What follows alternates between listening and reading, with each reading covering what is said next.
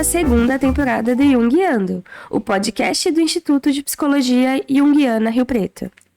E nessa segunda temporada, nós vamos falar sobre as complexidades da vida humana, os relacionamentos, a família, os filhos. E para isso, vamos continuar a falar de psicologia, literatura, cinema e tudo mais o que vier à nossa cabeça. Eu sou a Daniele Fumagalli. Eu sou a Patrícia Lopes. E eu sou a Maiara Suguaia. Bem-vindos à segunda temporada do Jungiando. Olá, pessoal! No nosso episódio de hoje, falaremos de um tema que é de interesse de muitas pessoas. Vamos falar sobre como é o processo de terapia nas diversas abordagens da psicologia. E o que seriam essas diversas abordagens? Bom, temos uma série de teorias na psicologia, por exemplo, a nossa, psicologia analítica, também chamada de junguiana, a psicanálise, a teoria cognitiva comportamental, psicodrama, o existencialismo, behaviorismo, a sistêmica, enfim, muitas teorias diferentes que vão se dedicar ao estudo da subjetividade humana. E cada uma dessas abordagens terá a sua forma de atuação na psicoterapia.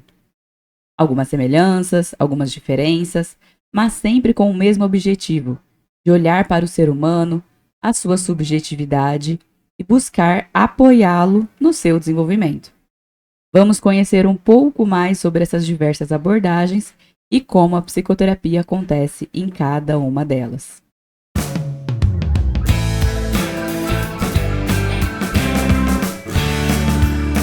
E o que a psicologia tem com isso? Você já pode ter se perguntado, por que tantas abordagens diferentes? Sendo que a psicologia é uma única ciência? Sim, a psicologia é uma ciência única. Porém, o seu objeto de estudo é a subjetividade humana. Seria impossível uma única teoria contemplar tudo a esse respeito, não é mesmo? Cada grande teórico, por exemplo, Jung, Freud, Skinner, Moreno, Rogers, se debruçaram sobre certos aspectos particulares da natureza humana e os esclareceu. Podemos dizer que todos esses teóricos estão corretos nas suas respectivas áreas de estudo. Pelo fato do ser humano ser diverso, complexo, que as pessoas apresentam múltiplas visões de mundo, compreender e estar nesse mundo, justamente por isso se faz necessária, então, uma psicologia que é plural, contemple essa diversidade. Nas palavras da Ana Maria Bock, no livro Psicologias, ela diz o seguinte: nossa matéria-prima, portanto, é o homem em todas as suas expressões, as visíveis, nosso comportamento, e as invisíveis, nossos sentimentos, as singulares, porque somos o que somos, e as genéricas, porque somos todos assim. E tudo isso está sintetizado no termo subjetividade. Bock explica que esse termo subjetividade é um mundo de ideias, significados e emoções construído internamente pelo sujeito a partir das suas relações sociais, das suas vivências e da sua constituição biológica. É também fonte de suas manifestações afetivas e comportamentais. Em resumo, cada teoria vai trazer uma imensa contribuição ao estudo da subjetividade humana. E todas, de certa forma, estão certas dentro de suas compreensões sobre o humano. Cada uma tem sua contribuição e suas limitações. Realmente não há motivo para brigas e aquele velho joguinho de quem tem razão. Todas têm seu valor, sua percepção e contribuição à psicologia. Agora que compreendemos o motivo de existir tantas teorias psicológicas, vamos conhecer um pouco mais sobre algumas delas. Claro, gente? A gente não vai trazer todas as abordagens, porque são muitas. A gente ia precisar aqui de, 2 meses de podcast para fazer isso. Então, a gente escolheu algumas, tá? Nós vamos falar da psicologia analítica, óbvio, que a gente vai puxar sardinha aqui pra gente também. Falaremos também da psicanálise, da terapia cognitivo-comportamental e do psicodrama. Aqui, gente, nós não pretendemos dar uma aula completa sobre cada teoria. Seria muita pretensão nossa fazer num único episódio, inclusive, E também porque não somos especialistas, nem em psicanálise, nem em terapia cognitivo-comportamental, nem em psicodrama. Então, a gente vai apenas conhecer aí o que é o foco de estudo e compreensão de algumas teorias, dessas que a gente citou, na verdade, e como que o processo de psicoterapia se dá nessas abordagens. Então, vamos iniciar falando sobre o foco de atuação de cada teoria. Na psicanálise. Na psicanálise, o foco está na cura pela fala, ou seja, na exploração do inconsciente através da fala livre, também conhecida como associação livre. A interpretação dos sonhos e a análise da transferência também são ferramentas fundamentais. Aliás, Freud foi o pioneiro na investigação científica do inconsciente. Nessa abordagem, procura-se entender como experiências passadas, especialmente na infância, influenciam os comportamentos e pensamentos atuais. Freud vai trazer diversos conceitos novos para explicar a sua teoria, como inconsciente, ego, id, superego, pulsão, libido, complexo de Édipo, repressão, sublimação, entre outros. De forma bem resumida, Freud nos explica que quando existem algumas ideias, memórias e impulsos que são dolorosos ou inapropriados demais para que a consciência possa suportar, tais impulsos serão reprimidos e relegados ao inconsciente, junto com nossos impulsos instintivos, os quais não são acessíveis pela consciência imediata. Assim, o inconsciente repleto desses conteúdos terá muita energia e influenciará, em segredo, nossos pensamentos e comportamentos.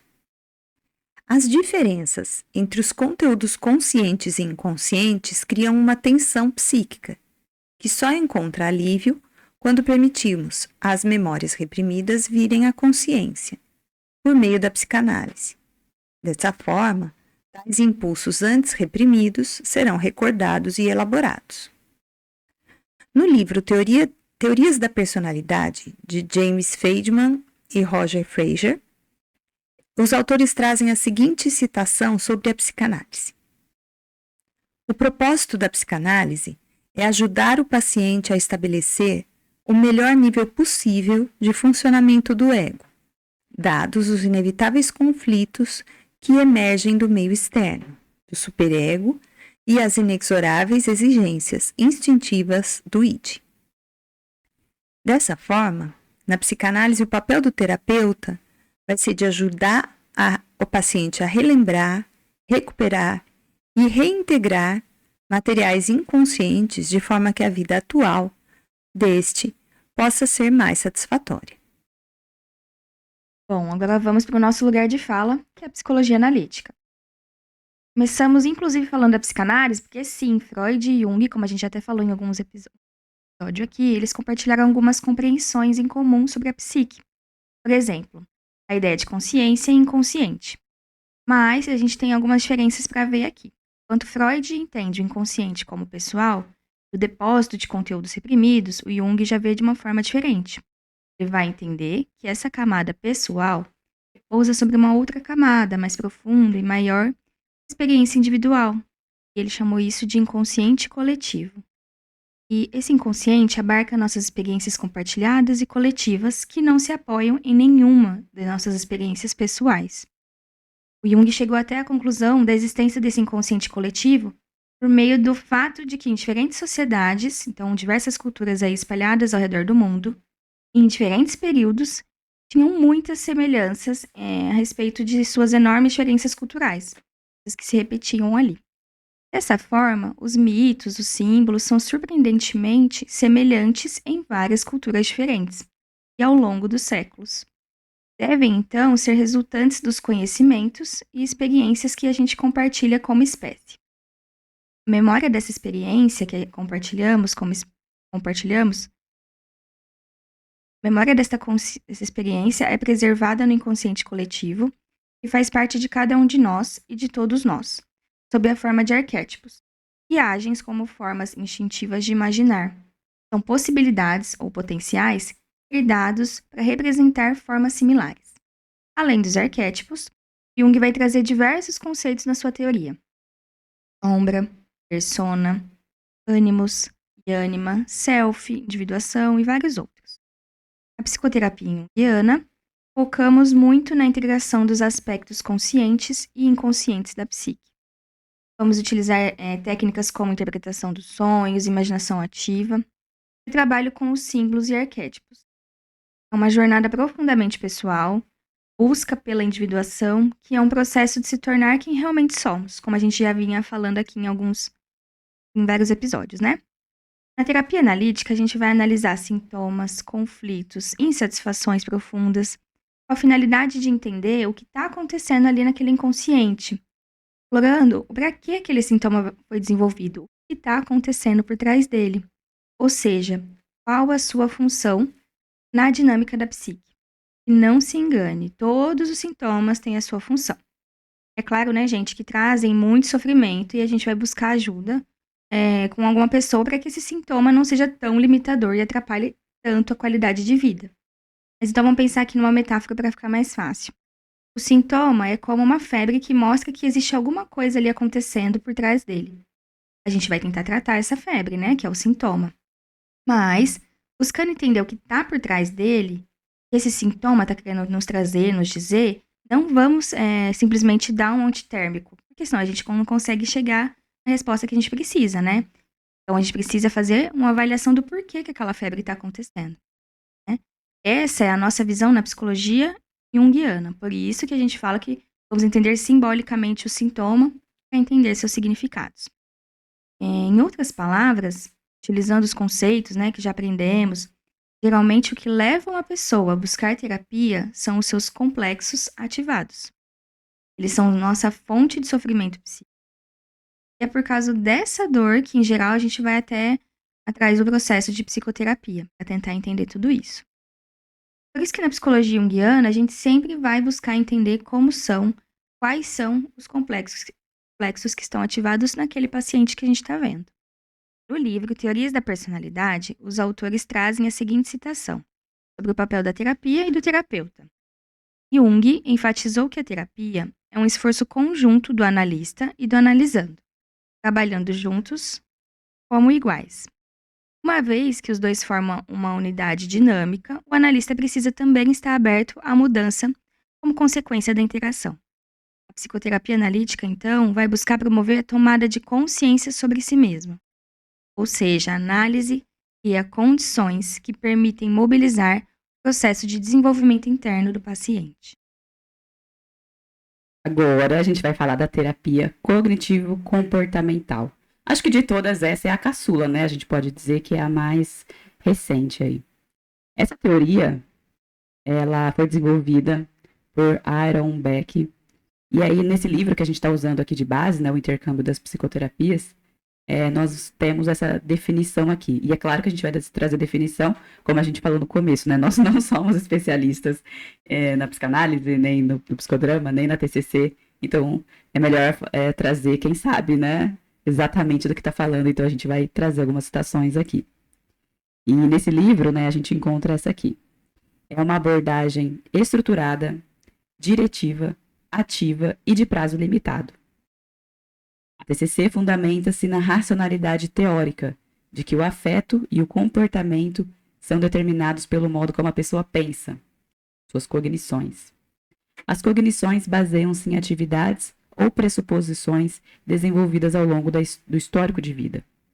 A terapia cognitivo-comportamental vai se ocupar das cognições, que são oriundas de crenças disfuncionais.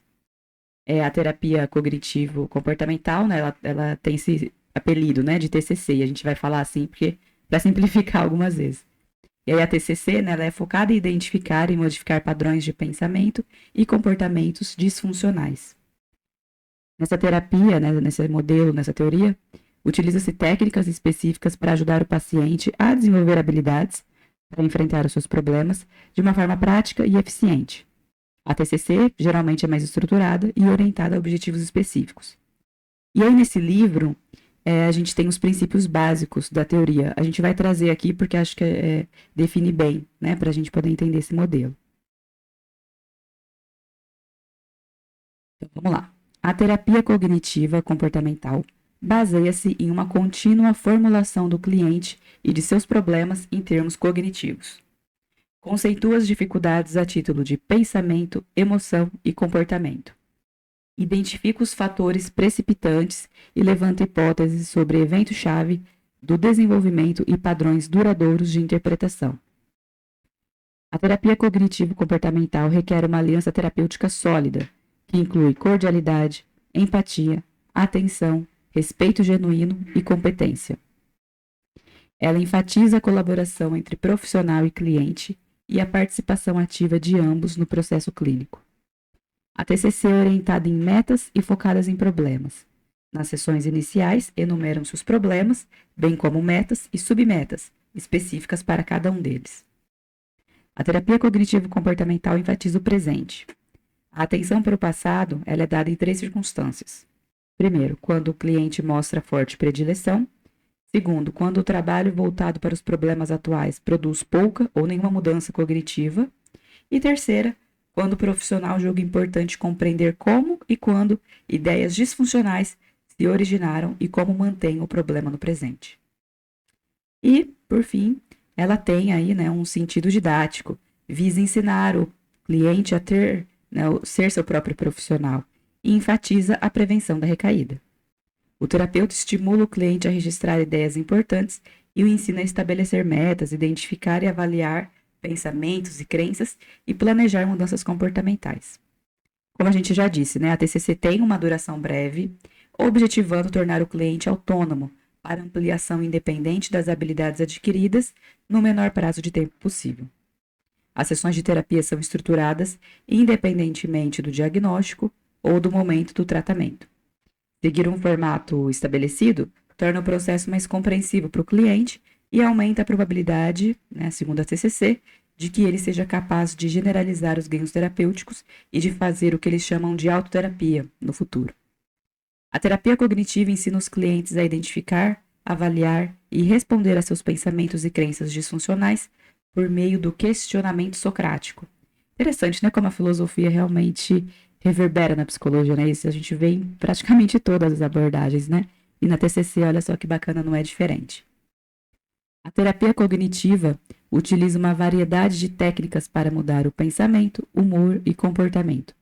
Embora, o questionamento socrático e a descoberta guiada sejam técnicas centrais, de outras orientações, como a própria psicologia junguiana com a sua dialética, a comportamental também, a Gestalt também, na TCC também são utilizadas, essa dialética socrática, se apropriada aos objetivos terapêuticos. Então, essa foi a TCC.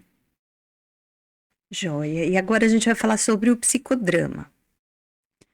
O psicodrama é a abordagem que se originou nos estudos de Jacob Levy Moreno, que iniciou suas pesquisas buscando compreender o que chamava de espontaneidade e criatividade, fatores presentes nos seres humanos. Para ele, essa presença era o que permitia ao homem criar, mesmo quando tudo era destruído. Importante frisar que Moreno iniciou os estudos na época da Primeira Guerra Mundial. Essas informações todas nós tiramos do livro Intercâmbio das Psicoterapias. O autor nos relata sobre Moreno que ele cria o teatro da espontaneidade, onde entende que é possível juntar em uma só pessoa as posições de ator e autor, criando peças de vários atores-autores que interagem sem um script pré-definido. É então que Moreno se dá conta do efeito terapêutico dessa experiência. Moreno tinha uma visão do tratamento do ser humano não como um indivíduo isolado, e tampouco como um objeto a ser estudado. Nesse livro encontramos a informação que Moreno não pretendia criar uma teoria, mas entender o homem nas suas relações, em sua capacidade de, sendo criativo e espontâneo, buscar novas formas mais adequadas de viver. Posteriormente, além da aplicação do psicodrama no contexto socioeducacional, o psicodrama começa a ser utilizado como psicoterapia. Nessa abordagem, utiliza-se a dramatização e o role-playing para explorar e resolver conflitos internos. O paciente atua cenas de sua vida, podendo reescrever histórias e experimentar diferentes perspectivas. Isso permite um entendimento profundo de suas emoções e comportamentos. No mesmo livro, vamos encontrar a seguinte colocação sobre o psicodrama. O atendimento, no enfoque psicodramático, permite ao indivíduo o desbloqueio de forças que, por circunstâncias, se cristalizaram, impedindo o fluir da espontaneidade. Ele restabelece canais de comunicação, facilita a aprendizagem e o desempenho de papéis e o estabelecimento de novos vínculos. Ou seja, o objetivo do trabalho psicodramático é o resgate desse ser espontâneo no sujeito adoecido. Agora vamos conhecer um pouco mais sobre o processo terapêutico da abordagem. Seria a primeira sessão de cada um deles, né? A primeira sessão na psicanálise é muito sobre o ouvir. O paciente é encorajado a falar livremente tudo que vier à mente, o que ele quiser, se sentir confortável ali naquele momento. O analista faz poucas intervenções, permitindo mais que o paciente comece a explorar o seu próprio inconsciente. Aproveita-se também nesse momento para realizar aquele contrato terapêutico inicial, né? Qual o horário que vai ser a sessão, que vão acontecer as sessões, como vai ser dado o pagamento, quais as regras, né, para que flua bem o processo psicoterapêutico, entre outras questões aí que precisam ser bem estabelecidas no contrato. E na psicoterapia junguiana, né? Bom, na primeira sessão, geralmente, nós buscamos conhecer a história do paciente, a sua demanda, né? Ou seja, o que o levou a buscar terapia e quais são as suas expectativas. Estabelecemos uma relação de confiança e começamos a identificar, né, temas e símbolos recorrentes. É uma fase aí de exploração e compreensão inicial.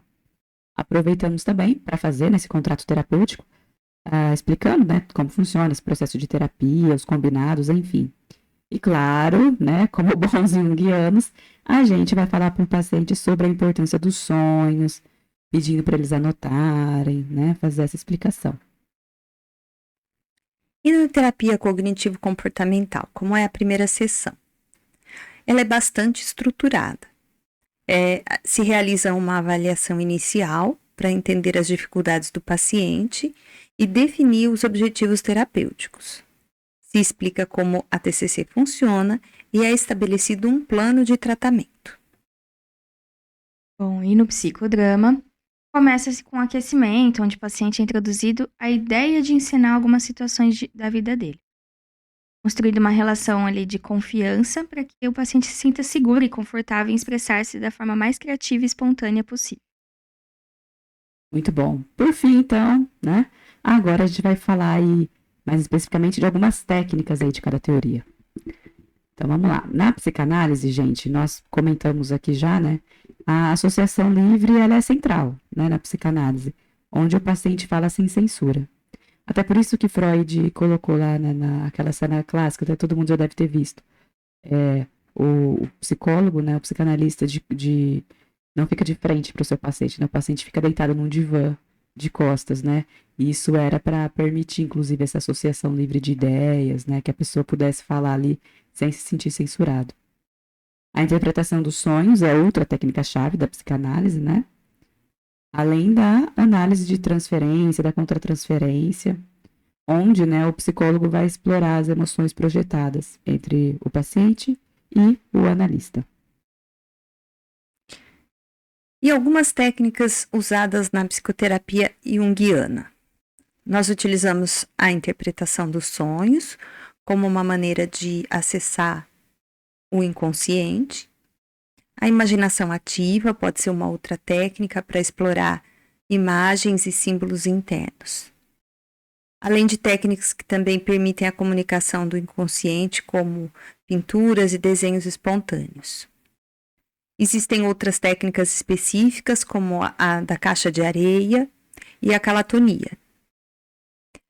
Uma outra forma essencial de trabalho é o diálogo dialético, que é uma forma essencial para o processo de terapia junguiana. Através do diálogo com o terapeuta são identificados os complexos e gradativamente os conteúdos inconscientes vão sendo trazidos para a consciência. E agora algumas técnicas usadas na terapia cognitivo-comportamental. Vamos lá. Na TCC, a gente usa técnicas como a reestruturação cognitiva, onde busca-se ajuda a gente a identificar e mudar os pensamentos que estão distorcidos no cotidiano dele. Também usamos a exposição gradual para tratar fobias, treinamento de habilidades sociais e a resolução de problemas. E no psicodrama, né? É usada a dramatização, onde o paciente encena partes de sua vida.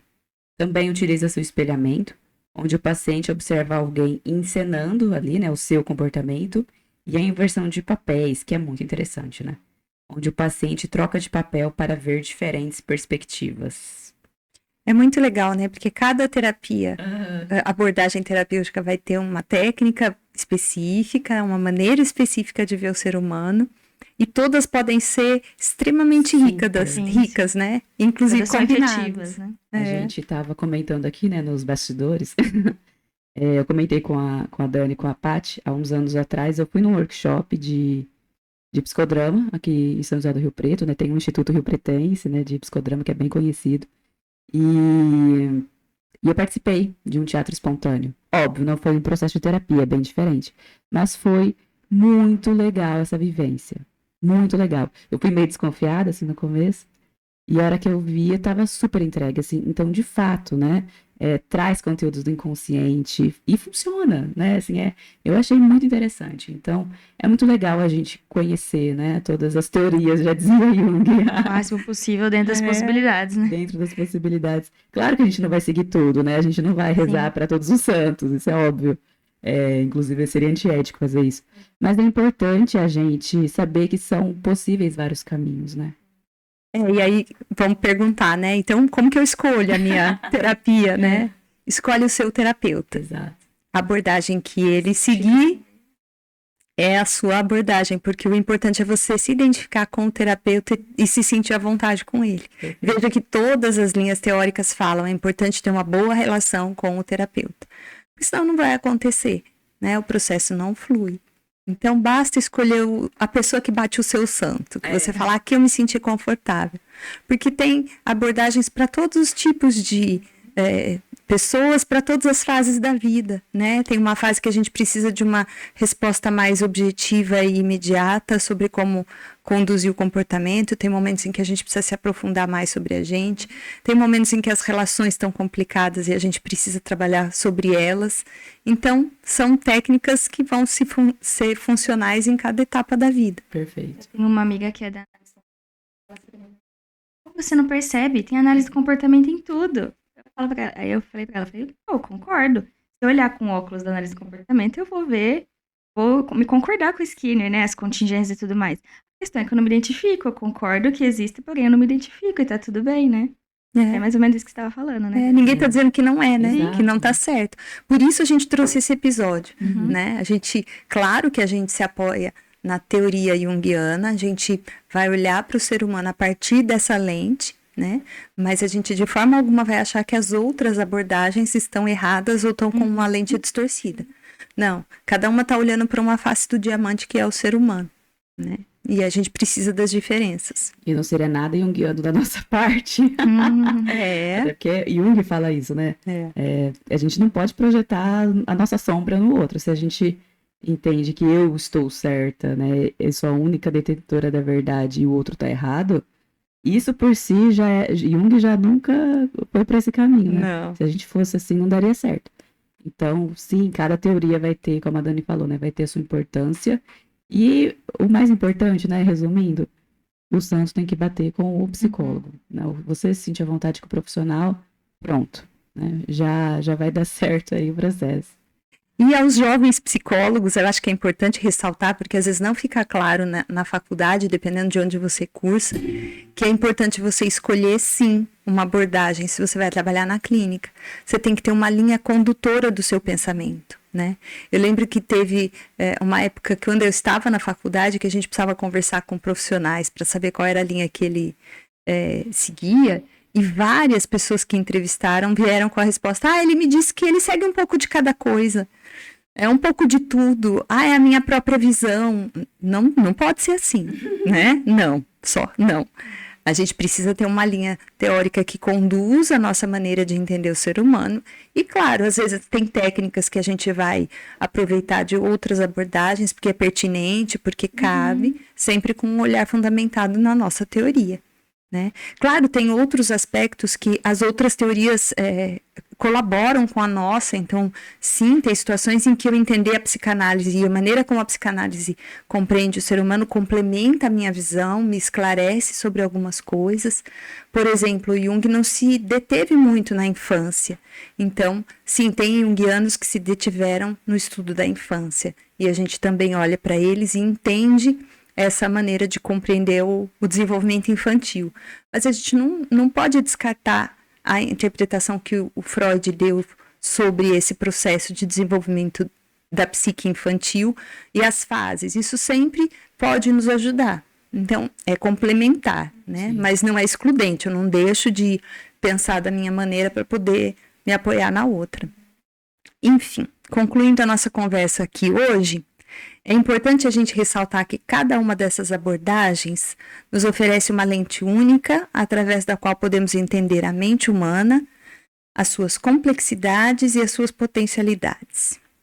Em relação à diversidade das teorias psicológicas, no livro A Prática da Psicoterapia, Jung diz o seguinte, olha que bacana. É necessário um grande número de pontos de vista teóricos para produzir, ainda que aproximadamente, uma imagem da multiplicidade da alma. Por isso é que se comete um grande erro quando se acusa a psicoterapia de não ser capaz de unificar as suas próprias teorias. A unificação poderia significar apenas unilateralidade e esvaziamento. A psique não pode ser apreendida numa teoria, tampouco o mundo. As teorias não são artigos de fé. Quando muito, são instrumentos a serviço do conhecimento e da terapia. Ou então, não servem para coisa alguma. Eu gostei muito dessa parte que ele fala do não ser um artigo de fé. Uhum. Porque não pode ser uma doutrina que a gente tem que seguir, né? Assim, Cega, né? é uma fé cega. Essa é a verdade e todos vocês estão errados. Aliás, todo movimento que faz isso, a gente sabe que é bem perigoso, né? Uhum. Seja religioso, seja político. Enfim, a gente tem o mundo aí, as guerras mostrando que não tá dando certo, essa visão. Mas é muito legal, né, que ele coloca aqui, é um embasamento, né, é um conhecimento, é um instrumento, e o mais importante ali, né, gente, aquela frase clássica do Jung, que sempre a gente vê, conheça todas as teorias, domine todas as técnicas, mas a tocar uma alma humana, seja apenas outra alma humana. No final das contas, é sobre a relação. Acho que todas essas teorias, né, que a gente falou, vão ter isso em comum. É a relação ali entre o profissional e o paciente. Dessa forma, a diversidade de abordagens, né, na psicologia é um reflexo, né, maravilhoso da complexidade e da riqueza da subjetividade humana. Cada técnica e metodologia nos oferece ferramentas valiosas para compreender e tratar os desafios emocionais e psicológicos que enfrentamos. Essas diferentes perspectivas não só ampliam a nossa compreensão sobre quem somos, mas também nos mostram que não existe uma abordagem única para a psicoterapia. Cada pessoa é única e, portanto, pode se beneficiar de diferentes métodos e técnicas ao longo da sua jornada terapêutica. Vamos agora para as nossas dicas.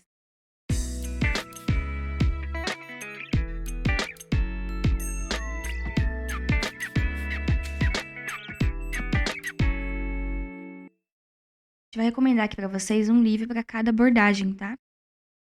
Vocês buscarem que vocês se identificaram, tem alguma curiosidade. Começando aqui pela psicologia analítica, O Homem e Seus Símbolos, que a gente já trouxe aqui algumas vezes. Jung, que ofereceu uma compreensão da psicologia junguiana. Foi o último livro escrito por ele em partes, né? Porque tem contribuição de outros ali, mas ele que estava dando tudo. Ele escreveu antes da morte dele.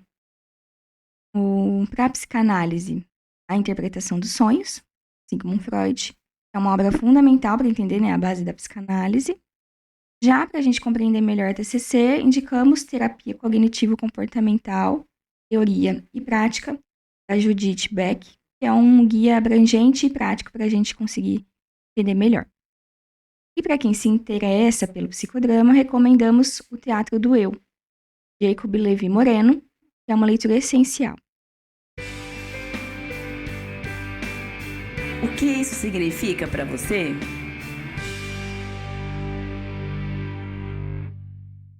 E na parte artística, hoje nós trouxemos a música do Milton Nascimento, Caçador de Mim. Eu vou ler como um poema e depois você procura a música para ouvir, que vale muito a pena.